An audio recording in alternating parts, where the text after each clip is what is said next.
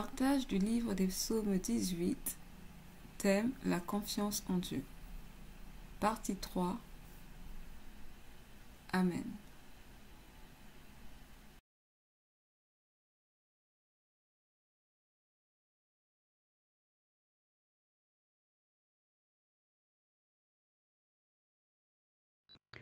La Bible enseigne aux parents de corriger leurs enfants.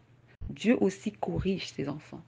Si nous faisons mal, nous agissons mal, Dieu va nous corriger. Si nous honorons Dieu, Dieu va nous honorer. Si nous demeurons fidèles, il est fidèle. Et même quand on n'est pas fidèle, il demeure fidèle parce qu'il ne peut se renier. Alléluia. Quand le peuple d'Israël a péché devant Dieu, a méprisé l'Éternel, a été incrédule face à la promesse de Dieu pour leur vie, Dieu les a fait périr, mais pas tous. Il a fait périr une partie du peuple, ceux qui étaient rebelles. Mais le reste, ils sont entrés dans la terre promise. C'est pour dire que Dieu est fidèle. Il est resté fidèle à sa promesse. Même si dans le lot, il y a eu des hommes qui n'ont pas cru en lui, il y a eu des hommes qui ont méprisé son serviteur Moïse, Dieu est resté fidèle. Bien-aimés, nous avons le Dieu le plus merveilleux de toute la terre, celui qui a créé les cieux et la terre. Réalisons cela. Attachons-nous à Dieu. Aimons Dieu. Aimons Dieu. Il nous a aimés le premier. Soyons fidèles à Dieu. Ne le décevons pas. Il est un Père pour nous. Au-delà qu'il est Dieu, Dieu suprême, Dieu souverain, il est un Père. Et en tant que Père, il aime ses enfants. Il veille sur ses enfants. Il prend soin de ses enfants. Il pourvoit aux besoins de ses enfants. Aimons notre Père qui se tracasse pour nous. Aimons notre Père qui fait toutes choses bonnes en son temps pour nous. Aimons notre Père qui est lent à la colère et riche en bonté. Parce qu'il n'y a personne comme lui. Personne. Et sans lui, nous ne sommes rien. Nous sommes dépourvus de tout. Car notre paix nous vient de lui. Notre joie nous vient de lui. Notre espérance nous vient de lui. Alléluia. Notre avenir nous vient de lui. Tout vient de Dieu. C'est pourquoi celui qui n'a pas Dieu est l'homme le plus malheureux. L'homme a besoin de retrouver son Créateur. L'homme a besoin de se réconcilier avec son Créateur. Alléluia. Que Dieu soit glorifié. Nous poursuivons l'étude du psaume 18 dans le nom tout-puissant de Jésus-Christ. Merci Seigneur pour ta grâce imméritée dans nos vies. Merci pour cet enseignement, pour ce partage biblique, pour cette édification. Merci pour ce trésor que tu nous apportes, que tu nous donnes ce matin. Sois glorifié, Saint des Saints. Sois élevé. Alléluia.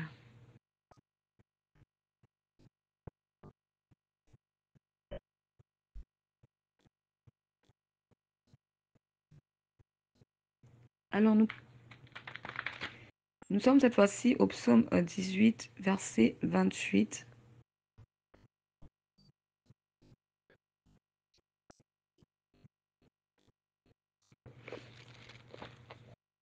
Je lis dans le nom tout-puissant de Jésus-Christ.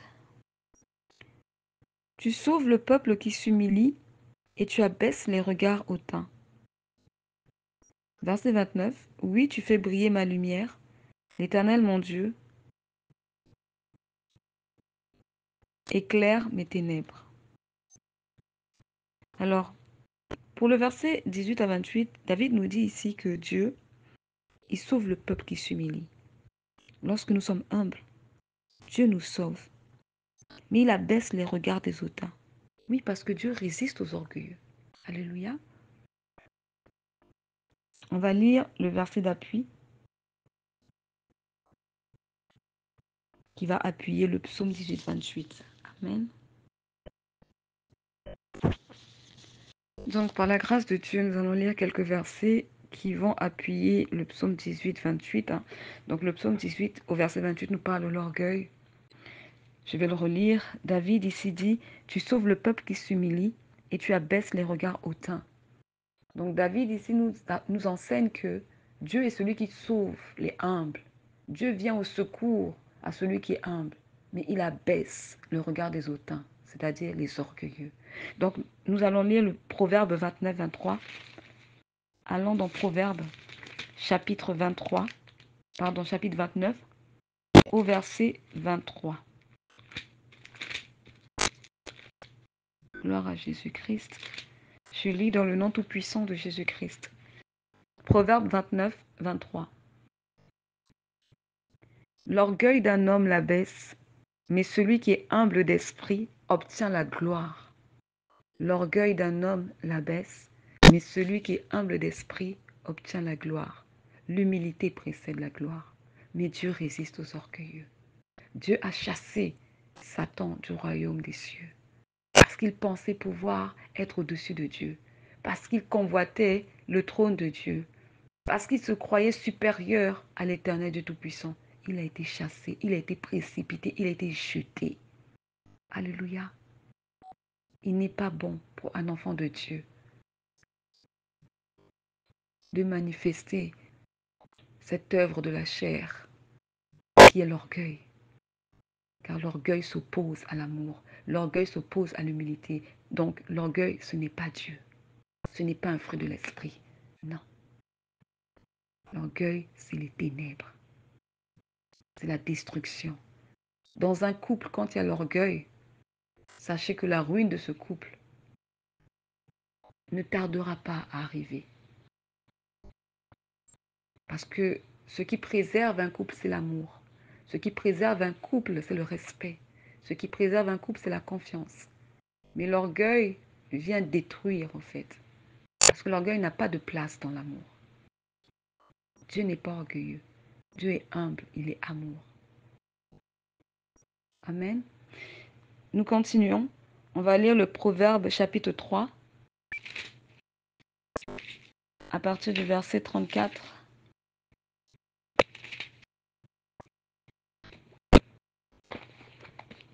Je lis dans le nom tout-puissant de Jésus-Christ. Il se moque des moqueurs, mais il fait grâce aux humbles. Alléluia. Donc, le moqueur, c'est la même chose. Il est comme l'orgueilleux. Et le psaume chapitre 1 nous dit, « Heureux celui qui ne s'assied pas en compagnie des moqueurs. » Donc, il ne sied pas pour un enfant de Dieu d'être moqueur, d'être un plaisantin. Non. Que ce qui sorte de nos bouches soit des paroles pleines de grâce, des paroles agréables, des paroles qui édifient, des paroles qui bénissent, des paroles qui encouragent. Mais pas des plaisanteries, pas des moqueries. Non. Cela n'est pas bon du tout aux yeux de Dieu. Quand nous agissons ainsi, nous ne sommes pas agréables devant l'Éternel. Amen. Et on va terminer avec le verset de Jacques. Jacques 4, 6.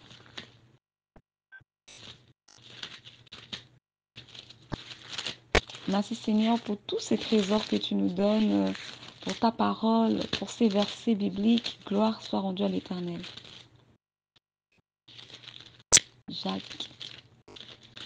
J'ai toujours du mal à me retrouver avec Jacques.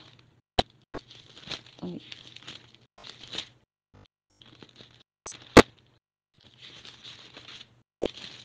Voilà, après Hébreu.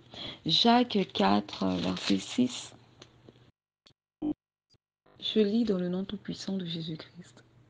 Il accorde au contraire une grâce plus excellente. C'est pourquoi l'Écriture dit, Dieu résiste aux orgueilleux, mais il fait grâce aux humbles. Donc le humble aux yeux de Dieu reçoit une grâce excellente. L'humilité, c'est le fruit de l'esprit.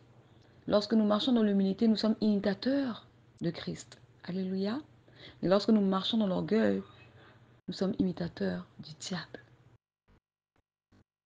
Nous glorifions le diable, au fait. Et lorsque nous sommes humbles de cœur, nous glorifions Dieu. Amen.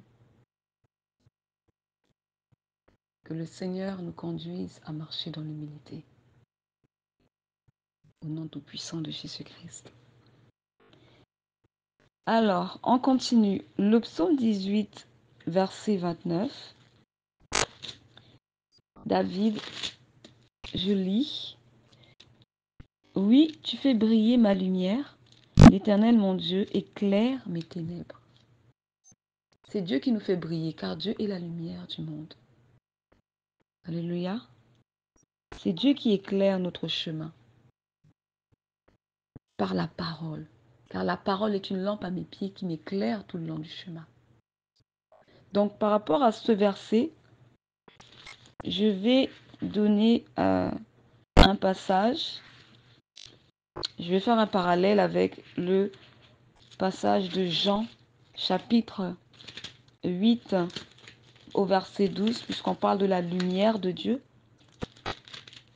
Jean, chapitre 8, verset 12, il est écrit, je lis dans le nom tout-puissant de Jésus-Christ. Jésus leur parla de nouveau et dit, je suis la lumière du monde. Celui qui me suit ne marchera pas dans les ténèbres, mais il aura la lumière de la vie. Amen.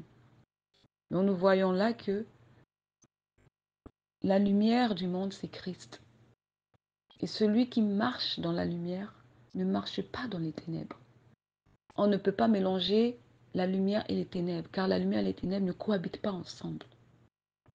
Mais la lumière et les ténèbres se combattent. Elles s'opposent. De la même manière qu'on dit, l'esprit a des désirs contraires à ceux de la chair, et la chair a des désirs contraires à ceux de l'esprit.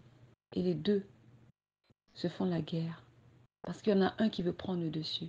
Soit c'est la chair qui vous domine, soit c'est l'esprit qui vous conduit. Alléluia. Marchons dans la lumière de Christ. Ainsi, nous accomplirons les bonnes œuvres qui ont été préparées à l'avance. Ainsi, nous glorifierons le Père. Amen. Que Dieu soit glorifié.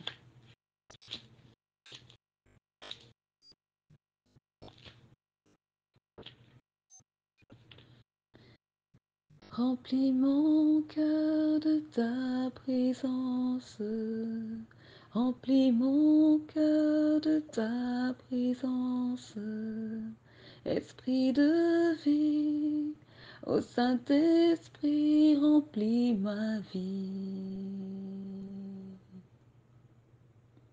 Remplis mon cœur de ta présence.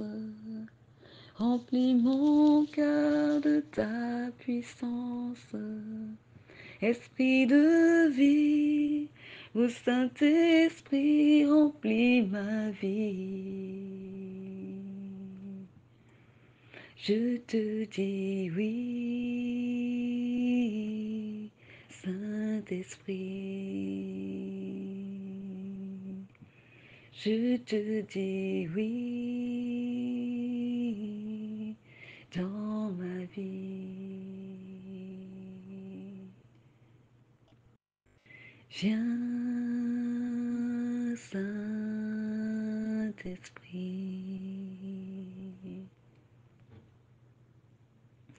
Viens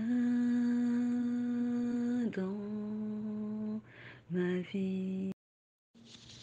Donc nous poursuivons, nous sommes toujours dans le chapitre du livre des psaumes 18.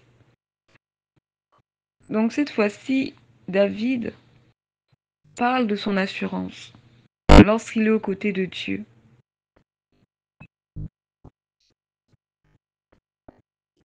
Bien-aimé, la foi en Jésus-Christ emmène l'assurance en nous. Lorsqu'on a la foi, on se sent fort.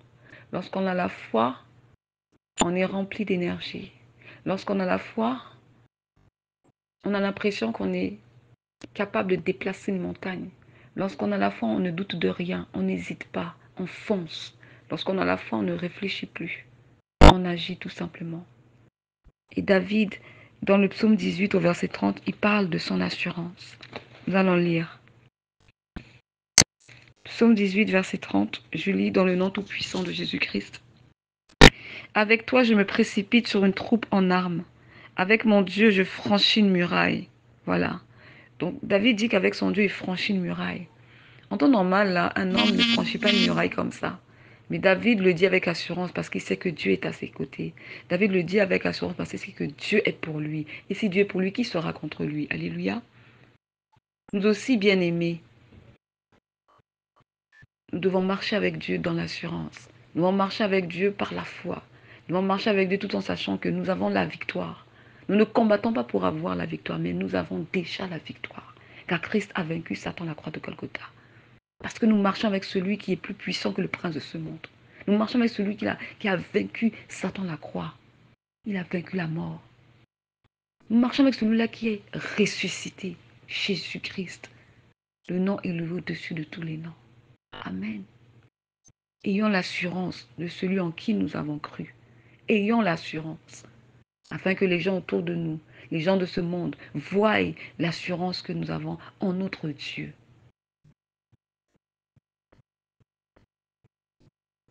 Quand le monde tremble, quand le monde bouge, Dieu assis sur son trône ne tremble pas, ne bouge pas. Non. Alors nous aussi de même, ne tremblons pas. Non. Ne bougeons pas. On bouge lorsque Dieu nous dit bouge. On avance lorsque Dieu nous dit avance. Nous n'avons pas d'ordre à recevoir des gens du monde. Non. Car nous appartenons à l'Éternel. Alléluia. Je vais témoigner quelque chose. Le Seigneur me met à cœur de témoigner cela. Si ça peut fortifier une personne. Ça va, non, ça va fortifier une personne. Ça va fortifier une personne. J'ai la foi. Ça va parler à une personne. Parce que Dieu ne fait rien en vain. Alléluia. Lorsque j'ai terminé le collège, bon, le collège en Amérique du Nord, l'équivalent du collège en France, dans le programme des études francophones, c'est le BTS. Donc, une personne qui sort du collège à un niveau BTS. Donc, lorsque j'ai terminé mon BTS, je me suis inscrite à l'université. J'ai rempli mon dossier et j'ai envoyé ma candidature. Quand je reçois la réponse, c'était une réponse négative. Ce jour-là, je rends toute la gloire à l'Éternel parce que je reçois ma réponse pendant que j'étais en cours. À cette époque, je prenais des cours d'anglais. Donc, pendant que je reçois ma réponse m'a un peu attristée. Parce que je ne m'attendais pas à cette réponse. Je ne m'attendais pas à cette réponse. Je disais au Seigneur, ce n'est pas possible. Je ne peux pas être refusée de l'université, il y a un problème. Et dans cette école où je prenais les cours d'anglais, il y avait un bien-aimé dans la foi. C'était un ancien de l'église. Il s'appelle Frère Colin. Et cet homme, le Seigneur l'avait placé à mes côtés. Je dis qu'il l'avait placé à mes côtés. Pourquoi? Parce que il a toujours été là au moment où j'ai eu besoin d'aide. Dieu l'a utilisé énormément pour moi. Pendant un moment de ma vie, bien sûr. Et le frère Colin me voit pendant la pause. Il me dit, qu'est-ce qui ne va pas? Et je lui explique ma situation. Je lui dis, mais je ne comprends pas. J'ai reçu la réponse de l'université. Et on me dit que je ne suis pas admise. Le frère Colin m'a regardé. Il m'a posé la question, tu crois en qui? Et ça m'énervait parce que je me disais, ben, comment ça je crois en qui? C'est très bien en qui j'ai cru. Je l'ai regardé. Il m'a encore posé la question. En qui crois-tu? J'ai dit, je crois en Jésus-Christ. Il dit, ok. Et il pose encore la question. En qui crois-tu? J'ai dit, je crois en l'Éternel Dieu Tout-Puissant qui a créé les cieux et la terre. Je crois en Dieu vivant qui... Voilà, et j'ai commencé à parler. Et après, il m'a dit, et ce Dieu-là, tout est possible. Rien ne lui est impossible. Donc il m'a dit, il m'a fait comprendre, tourne-toi vers ton Dieu et parle à ton Dieu. C'était vraiment cet homme, Dieu mettait vraiment les paroles dont j'avais besoin d'entendre pour susciter en moi la foi, pour susciter en moi une réaction. Et quand il a fini de me parler, je me suis sentie fortifiée tout d'un coup. Je lui ai demandé, parce que lui, il avait une voiture, je lui ai demandé, est-ce qu'à la fin du cours, tu peux m'accompagner à l'université? Il me dit, oui, il n'y a pas de problème. Et on arrive à l'université, il garde sa voiture, il m'attend et moi, je rentre dans l'université. Et je vais au bureau des admissions. Je suis reçue et le monsieur me demande, oui, que me vaut l'objet de votre visite? Et je lui explique que j'ai reçu mon admission, mais c'est marqué refusé. Je ne comprends pas, vu que j'ai la moyenne, j'ai les notes qu'il faut pour pouvoir entrer, être admise à l'université. Donc je veux comprendre qu'est-ce qui n'a pas marché. Est-ce que c'est possible de revoir mon dossier? Et le monsieur me dit, il n'y a pas de souci. Il ressort mon dossier. Il essaye de revoir pour essayer de voir s'il y a une erreur quelque part. Et effectivement, il dit, ah oui, je vois qu'il y a une erreur. Il y a une erreur dans le calcul de votre euh, moyenne. Il me dit juste, donnez-moi un instant, attendez-moi dans la salle d'attente. Donc je sors de son bureau et je patiente. Et je le vois qu'il faisait des va-et-vient. Moi, j'attendais. Et quand il revient, il me tend maintenant une grande enveloppe, grand format. Et dans mon cœur, j'étais contente. J'ai attendu de sortir de l'université pour crier. J'ai crié, j'ai crié. J'ouvre l'enveloppe et je vois effectivement mon admission dans laquelle est marqué vous êtes admise. Nous avons l'honneur de vous... Enfin, vous savez, il y a souvent une phrase de politesse. Voilà. Donc, je suis admise à l'université. Et après, le frère Colin m'a raccompagné, il m'a déposé chez moi et il est parti. Bien aimé, c'est pour vous dire que nous ne servons pas n'importe qui. Il faut réaliser le Dieu là que tu sers, qui il est dans ta vie. As-tu élevé Dieu dans ta vie? Comment considères-tu Dieu? Comment le vois-tu? Crois-tu que c'est un Dieu capable? Crois-tu que c'est un Dieu grand? Crois-tu que c'est un Dieu puissant? Comment vois-tu le Seigneur? Ce jour-là, je crois que, en ayant reçu le refus de ma lettre d'admission de l'université, j'aurais appelé mes parents et je me serais mise à pleurer pour leur dire, j'ai pas été acceptée. Moi, je ne comprends pas. Mais vrai. Non, il n'y a pas de ça. Quand tu reçois une réponse qui n'est pas favorable et qui même ne reflète même pas ce que le Seigneur t'avait dit, parce que je m'étais entendue avec Dieu là. Quand je me suis inscrite, j'ai consulté le Seigneur. C'est pas que je me suis levée et j'ai fait mes propres choses, non. J'ai consulté le Seigneur et le Seigneur m'a mis à cœur de m'inscrire. S'il m'a mis à cœur, cela veut dire que mon chemin est ouvert. Cela veut dire que la porte est ouverte. Mais comment se fait-il qu'on me donne un refus? Il faut savoir, comme on dit en anglais, I rebuke it. Il faut savoir révoquer, refuser ce qui ne t'est pas destiné. N'acceptez pas tout et n'importe quoi. Vous êtes enfant de Dieu, vous êtes enfant de lumière. Vous appartenez au Dieu Tout-Puissant qui a créé les cieux et la terre. Quand quelque chose t'arrive, bien-aimé, Dieu doit t'expliquer pourquoi. Quand quelque chose t'arrive, bien-aimé, ne pleure pas comme tout le monde. Crie à l'Éternel. Seigneur, qu'est-ce qui s'est passé? Est-ce que je suis fautif? Est-ce que j'ai péché devant ta face? Est-ce que c'est moi qui suis la cause de ce refus? Vous devez consulter Dieu pour tout. David faisait confiance à son Dieu. Avant d'aller à la bataille, il consultait l'Éternel, il demandait à l'Éternel, gagnerai-je? Et le Seigneur lui disait, va, j'ai livré les ennemis entre tes mains, va, tu as la victoire. On ne se lève pas comme ça un bon matin en jouant les aventuriers, en se disant, moi je vais aller là au Mexique, je vais aller à Cancun, je vais aller au Brésil, je vais aller à Cuba. Non, mais non. On se lève et on dit, Seigneur, est-ce que tu me...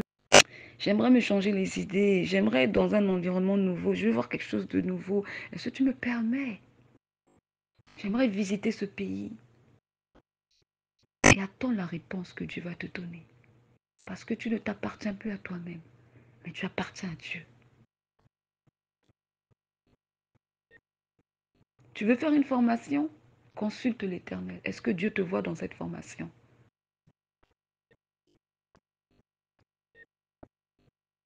Est-ce que cette formation sera en ta faveur ou en ta défaveur? Est-ce que cette formation te permettra de te rapprocher encore plus de Dieu ou t'éloigner de Dieu? Il faut consulter l'Éternel. Il faut consulter l'Éternel. Alléluia. Que Dieu soit glorifié. La vie d'un enfant de Dieu, ce n'est pas une ligne droite. La parole le dit dans Timothée. Ceux qui veulent vivre pieusement en Jésus-Christ, vous serez persécutés. Donc tous ceux-là qui disent Amen à Jésus, tous ceux-là qui renoncent à leur propre vie, tous ceux-là qui veulent porter leur croix et suivre Christ seront persécutés.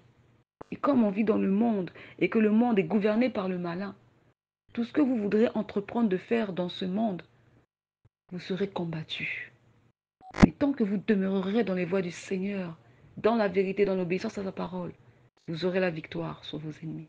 Car il est écrit, ils vous feront la guerre, mais ils ne vous vaincront pas. Amen. Gloire à Jésus-Christ. Gloire à Jésus-Christ. Nous poursuivons.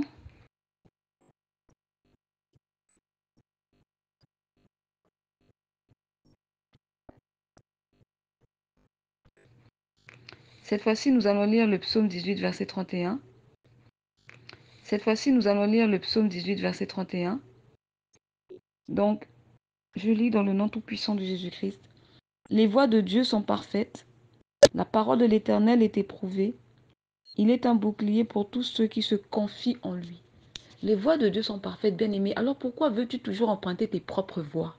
Pourquoi veux-tu toujours marcher selon les penchants de ton cœur?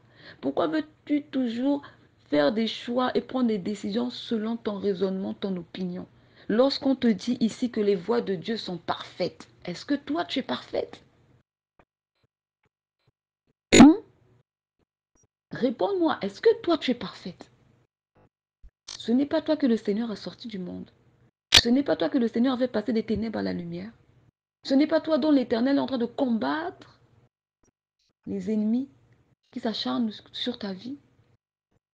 Alors pourquoi toujours vouloir emprunter tes propres voies, sachant que tu finiras par échouer, sachant que tu finiras par être limité quelque part, tu t'arrêteras parce qu'il n'y aura plus d'issue. Bien-aimés, comprenons que nous ne nous appartenons plus à nous-mêmes et que dans tout ce que nous voulons faire, nous devons toujours consulter le Seigneur. Un enfant jusqu'à un certain âge, avant de sortir, il demande la permission à ses parents.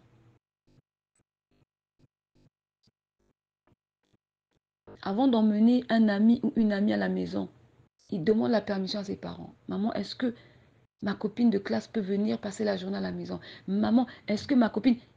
Parce qu'il n'est pas adulte. Il n'est pas encore à un âge où il peut prendre certaines décisions par lui-même.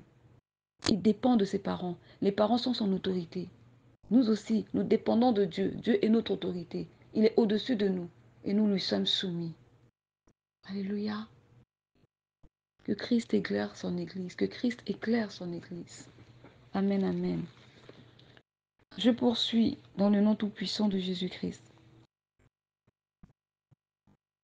Lorsqu'on lit le psaume, le chapitre 18,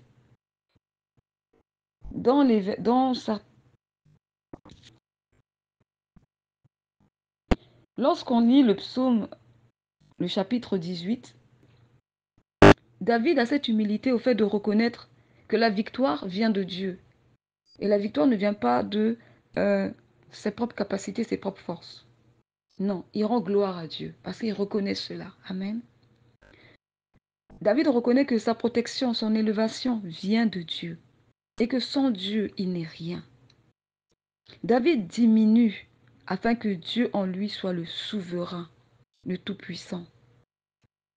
Et parce que David est humble de cœur, Dieu le fait marcher dans la gloire. Amen. Amen, Église. La gloire vient de Dieu et non des hommes. La gloire des hommes est une vaine gloire. Elle est éphémère. Mais la gloire de Dieu, elle est éternelle. Elle est sans tache ni ride. La gloire de Dieu, elle crie. Devant la gloire de Dieu, tout homme se retourne. Même l'orgueilleux ne résiste pas. Il se retourne, il fléchit, il s'incline.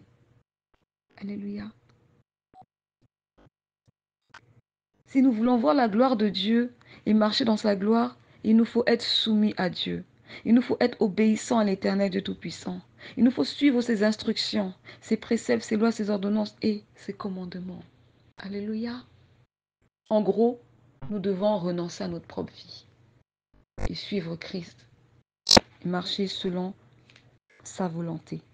Nous allons lire le psaume 18 à partir du verset 28 et ensuite le verset 31 à 44. Je lis dans le nom tout-puissant de Jésus-Christ. Verset 28. Ok, on a déjà lu le verset 28, pardon. Verset 31 à 44. Les voies de Dieu sont parfaites, la parole de l'Éternel est éprouvée. Il est un bouclier pour tous ceux qui se confient en lui. Je tairai son nom. Et cet homme de Dieu, vers la fin du culte, peu de temps avant la fin du culte, quand il va terminer de prêcher, il va dire ceci. Dieu me dit de faire un appel de fonds, que les 10 premières personnes qui vont venir donner un montant de $100, Dieu ouvrira les écluses des cieux. Bien aimé. C'est-à-dire quand j'ai entendu ça, dans mon cœur, j'ai dit Seigneur, et ça c'est quoi? J'étais choquée. Cet homme de Dieu là, le message qu'il avait prêché, c'était un très bon message. Et il est venu achever ce message en cherchant à frauder, dépouiller le peuple de Dieu. Hey, amen. Quand j'ai entendu ça, j'ai dit au Seigneur, ok. Le Seigneur, lui, m'a toujours fait comprendre que l'appel de fonds, ça ne vient pas de lui. De la manière, en fait, dont les hommes de Dieu le font aujourd'hui dans les assemblées, ça ne vient pas de lui. Quand on lit dans la parole, dans l'Ancienne Alliance, Moïse a eu à faire un appel de fonds. On va les lire, c'est important. Alors, allons dans Exode, le livre de Exode, au chapitre 25, verset 1. Je lis dans le nom tout-puissant de Jésus-Christ. L'Éternel parla à Moïse et dit, verset 2, « Parle aux enfants d'Israël qu'ils m'apportent une offrande. Vous la recevrez pour moi de tout homme qui la fera de bon cœur. » Déjà, premièrement, il faut savoir que Dieu accepte ce qu'on lui donne quand on le fait de bon cœur, de tout notre cœur, sans contrainte, sans murmurer, sans le crier sous tous les toits. C'est cela l'offrande que Dieu accepte. Alléluia. Dieu n'accepte pas une offrande que l'on fait par calcul. Par calcul, c'est-à-dire que je vais donner une offrande à Dieu et je sais qu'en donnant l'offrande à Dieu, Dieu aussi, il pourvoira pour moi. Je sais qu'en faisant ça pour le Seigneur aussi, c'est pas donnant. Non. Si tu donnes avec ton cœur, tu n'es pas obligé. Si tu veux, tu donnes. Tu ne veux pas, abstiens-toi. Et c'est ce qui est écrit ici. L'Éternel a dit, je vais relire. L'Éternel parla à Moïse et dit, « Parle aux enfants d'Israël, qu'ils m'apportent une offrande. Vous la recevrez pour moi de tout homme qui la fera de bon cœur. » Dieu n'est pas un mendiant. Alléluia. Dieu n'est pas un mendiant. Il ne manque de rien là où il est. Il a tout. C'est nous qui avons besoin de l'Éternel. Car nous sommes ses créatures. C'est lui qui nous a créés. C'est nous qui devons dépendre de lui. C'est nous qui devons crier à lui quand ça ne va pas. Ce n'est pas l'inverse. Donc quand vous êtes dans des églises, soi-disant églises, qui vous dit, oh, Dieu me dit que vous devez faire je dois faire un appel de fonds, que les 10 premières personnes qui vont venir ici, qui vont donner $100, $200, Dieu va ouvrir les écluses des cieux. Et vous êtes là, vous vous levez, vous sautez, vous brandissez de vos chaises pour arriver le premier devant la chaire. C'est que vous êtes aveugle. Non, c'est que vous êtes aveugle. C'est que vous manquez d'amour pour votre Dieu. Ça montre là qu'il n'y a pas la connaissance du Dieu que vous servez. Parce que Dieu ne fait pas de telles choses. Les écluses de cieux ne s'ouvrent pas avec l'argent. Donc là, c'est comme si on me dirait que achète ton salut. Mais oui, il ne manque plus qu'on me dise achète le salut avec de l'argent. Donne une somme d'argent et ton salut est garanti. Et le ciel est garanti pour toi. Puisqu'il a dit que Dieu ouvrira les écluses des cieux pour cette personne. C'est-à-dire que la manne va tomber, c'est ça, non? La manne va tomber. Donc, bien aimé, quand j'ai vu ça, et j'ai regardé autour de moi, il fallait voir comment les gens se bousculaient pour arriver le premier à la chaire et donner les 100 $. J'ai été fortement attristée. J'avais ma bouteille dans mes mains, ma bouteille d'huile. Je l'ai serrée contre moi. J'ai dit, Seigneur, tout ce que moi je veux, c'est ton Esprit Saint. C'est le Saint-Esprit, c'est l'huile. Que ma lampe soit toujours allumée. C'est tout ce que je désire. C'est ce que j'ai dit à l'Éternel quand j'ai vu cette mascarade-là se produire sous mes yeux. Et ça s'est passé en 2014, s'il vous plaît. Entre 2014 et 2015, par là. Et en 2020 ou 2021, j'étais dans ma chambre. Je me plaignais à Dieu dans la prière. Parce que les combats ne cessaient pas de pleuvoir sur ma vie. Les combats ne cessaient pas de s'acharner sur moi. Je ne comprenais plus. J'ai posé la question à Dieu, Seigneur, est-ce que véritablement tu me connais? Parce que moi, je ne comprends plus ma vie. C'était cette question que j'ai posée à Dieu. À peine j'ai eu le temps de finir de poser la question au Seigneur. Le Seigneur ouvre mes yeux. Il me ramène en vision l'image qui s'était produite dans cette église. Le pasteur qui disait, voici, Dieu me dit de faire un appel de fonds. Les 10 premières personnes qui vont donner 100 $, Dieu ouvrira les écluses des cieux. Et Dieu m'a montré, moi, là où j'étais, debout, avec ma bouteille d'huile. J'ai serré la bouteille contre moi et j'ai dit, Seigneur, tout ce que je veux, c'est ton huile, c'est le Saint-Esprit. Et après, le Seigneur a refermé mes yeux et l'image est partie. J'étais choquée. J'étais choquée, bien-aimée. J'ai dit, attends, cette affaire s'était produite en 2014 ou 2015. En 2020, là, le Seigneur me ressort ça. Ah, Dieu n'oublie rien. Dieu n'oublie rien. Donc c'est vrai quand on nous dit à propos du livre de vie, on sera devant le trône de Dieu. Le livre de vie va défiler sous nos yeux. Tout ce qu'on a eu à faire depuis je ne sais quel âge, jusqu'à ce que Dieu ait récupéré notre souffle de vie, ça va défiler sous nos yeux. Tout ce que nous faisons ici, bien aimé, c'est noté. Que tu le fasses en secret, en public, c'est noté. Sache-le. Sachons-le. Alléluia. Donc Dieu m'a répondu. Quand j'ai dit au Seigneur, mais est-ce que tu me connais vraiment? C'est cette image-là qu'il m'a donnée. En quelque sorte, c'est aussi une manière de me dire, merci, ma fille. Parce que là où les hommes sont partis trébucher, sont partis tâtonner, parce qu'ils ont l'amour, comment on appelle ça? On va dire l'amour de l'argent, toi, tu as préféré mon esprit. Toi, tu as préféré les choses d'en haut. Comme il est écrit dans Colossiens, affectionnez-vous aux choses d'en haut et non à celles de la terre. Mais cet homme de Dieu-là, il est venu avec sa cupidité et il vient dire au peuple de Dieu, non, Dieu m'a dit. Dieu m'a dit.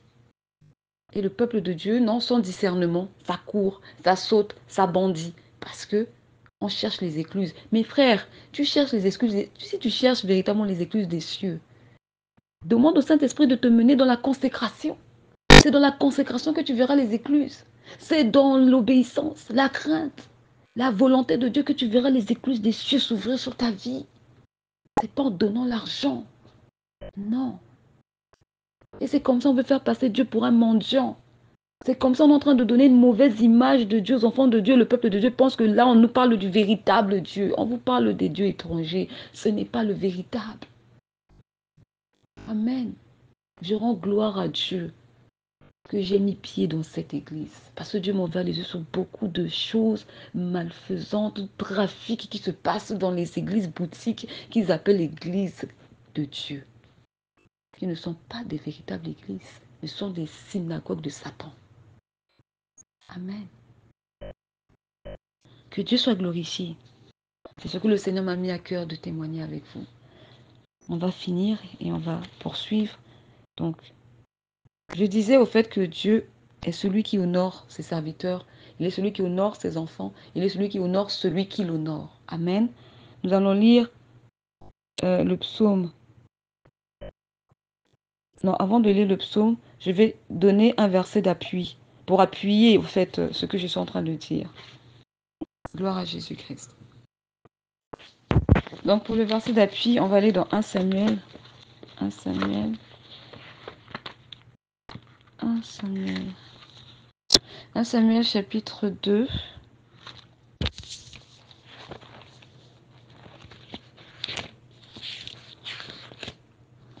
Samuel, c'est après le livre de Juges. 1 Samuel chapitre 2 au verset 30. Je lis dans le nom tout-puissant de Jésus-Christ. C'est pourquoi voici ce que dit l'Éternel, le Dieu d'Israël.